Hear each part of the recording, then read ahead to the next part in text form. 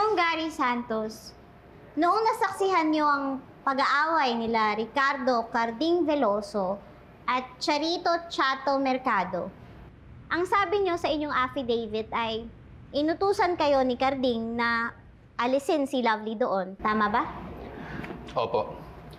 Sinamahan ko po si Lovely papasok ng bahay para mailayo ko siya kay Aling Chato.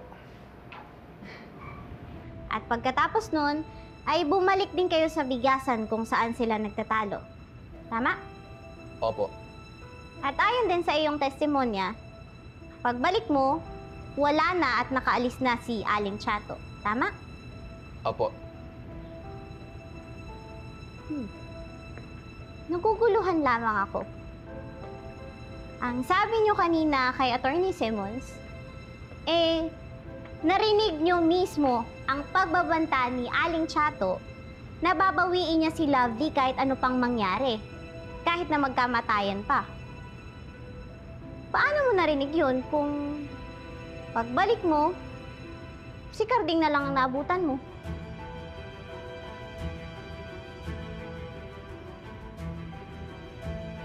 Ginoong Gary Santos, sumumpa ko kayo sa korteng ito na sasabihin niyo ang buong katotohanan.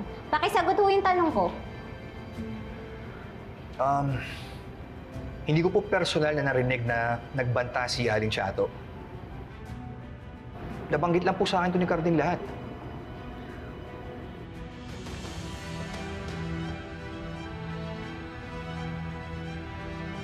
Your Honor, I move that the previous testimony be stricken out from the records on the ground of hearsay.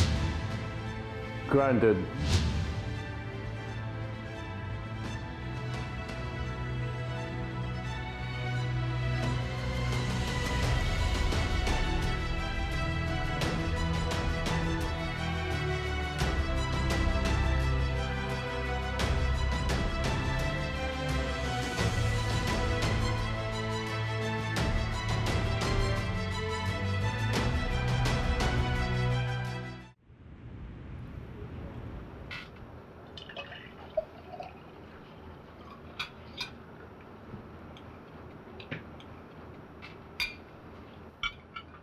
Trixie, hatid na kita sa school. Wag na, Dad.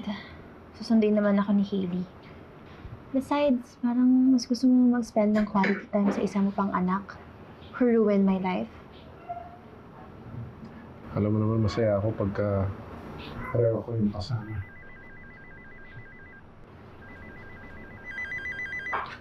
Excuse me, I have to take this. Mas uunahin mo pa talaga yan kesa makasama kaming dalawa mag-lunch ng anak mo.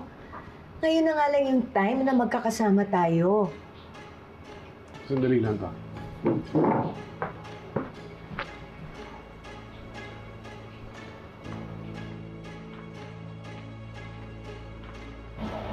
Hello, Evan. Anong balita?